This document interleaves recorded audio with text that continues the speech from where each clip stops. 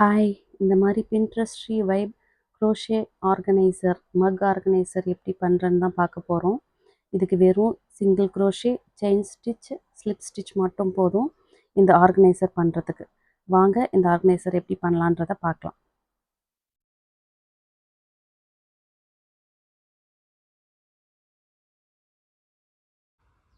இப்போ எந்த மக்குக்கு நம்ம ஆர்கனைசர் பண்ண போகிறோமோ அந்த மக்னுடைய சர்க்கம்ஃபரன்ஸ்க்கு ஏற்ற மாதிரி செயின் ஸ்டிச்சஸ் போட்டுக்கணும்.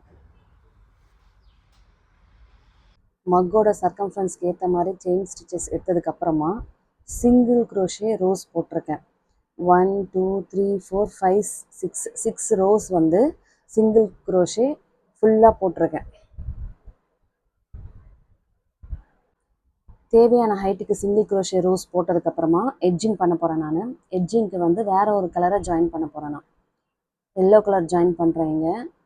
ஜாயின் பண்ணிவிட்டு பக்கத்து ஸ்டிச்சில் கொடுத்து ஸ்லிப் ஸ்டிச் போடுறேன். அதுக்கப்புறமா செயின் 1 அதுக்கும் பக்கத்து ஸ்டிச்சில் திருப்பியும் கொடுத்துட்டு slip stitch, chain 1 slip stitch.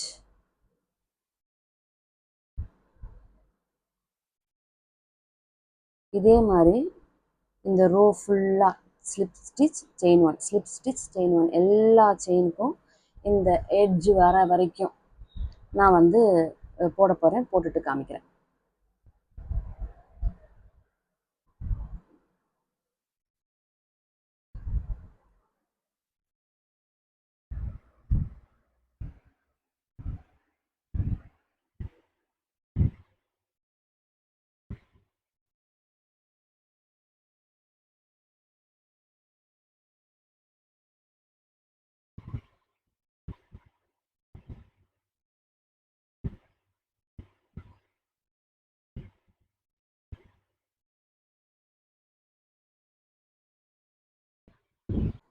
இப்போ எட்ஜுக்கு வந்துட்டோம். எட்ஜுக்கு வந்ததுக்கப்புறம் ஒரு ஸ்லிப் ஸ்டிச்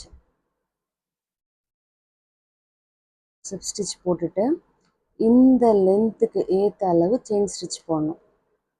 1 2 3 4 5 6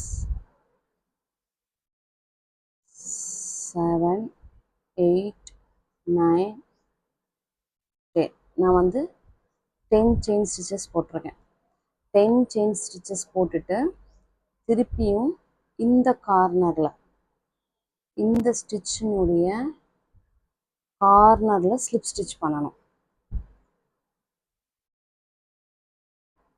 ஸ்லிப் ஸ்டிச் பண்ணிவிட்டு திருப்பியும் இந்த ரோ ஃபுல்லாக slip stitch chain 1 slip stitch chain 1 போட்டுட்டு வந்துட்டு இந்த கார்னர் எண்டில் ஸ்லிப் ஸ்டிச் பண்ணிவிட்டு திருப்பி 10 செயின்ஸ் போட்டு இதோட ஸ்லிப் ஸ்டிச் பண்ணி முடிக்கணும். நான் முடிச்சுட்டு காமிக்கிறேன். இந்த மாதிரி எட்ஜிங் போட்டு ஃபினிஷ் பண்ணிவிட்டு 2 சைட்ஸ்லேயும் 10 செயினோட போட்டு ஃபினிஷ் பண்ணிடணும்.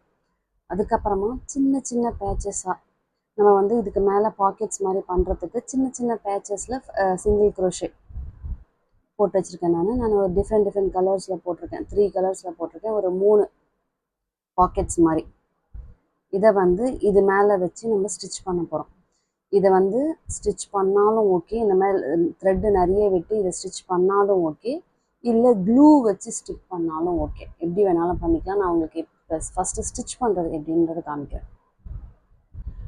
இந்த மாதிரி சிங்கிள் க்ரோஷே பேட்ச் ஒர்க்கில் ஒரே ஒரு கார்னரில் மட்டும் த்ரெட்டை எக்ஸ்ட்ராவாக விட்டு நீடிலில் எடுத்துட்டு அப்படியே நார்மலாக நம்ம ஹேண்ட் சீவ் பண்ணுவோம்ல அந்த மாதிரி இதையும் சேர்த்து வச்சு சீவிங் பண்ணிட வேண்டியது தான்.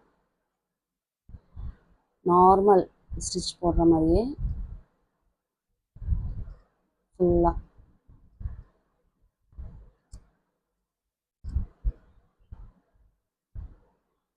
ஸ்டிச் போட்டு எடுத்துக்கணும்.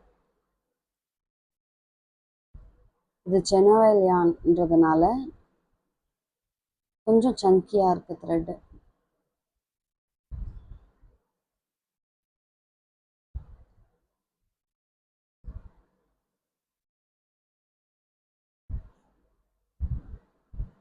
இந்த மாதிரி 3 கார்னர்ஸ்லையும் ஸ்டிச் பண்ணி எடுத்துக்கணும். இந்த கார்னர் மட்டும் பேக்கெட் மாதிரி இருக்கணும். 3 கார்னர்ஸில் மட்டும் ஸ்டிச் பண்ணிவிடும்.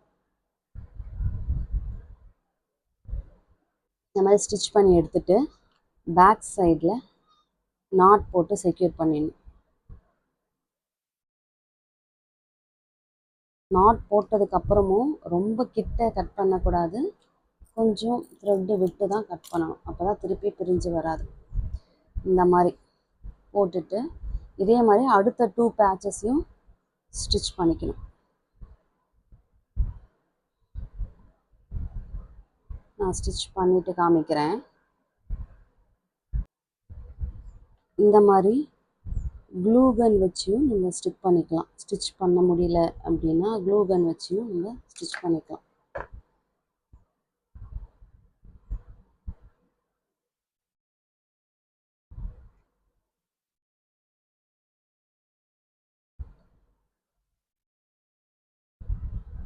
இந்த மாதிரி ஸ்டிச் பண்ணி முடிச்சதுக்கப்புறமா இப்போ மக்கில் இந்த கவரை மாட்டி விட்டுடலாம். இந்த மாதிரி எடுத்துட்டு ஒரு பக்கம் செயின் ஸ்டிச்சை அதனுடைய ஹேண்டலில் மாட்டணும். அதே மாதிரி இன்னொரு பக்கம் செயின் ஸ்டிச்சை எடுத்து புல் பண்ணி இப்படி மாட்டிட்டீங்க அப்படின்னா கவர் ரெடி ஆகிடும். இப்போ மக் ஹோல்டர் ரெடி ஆகிடுச்சு.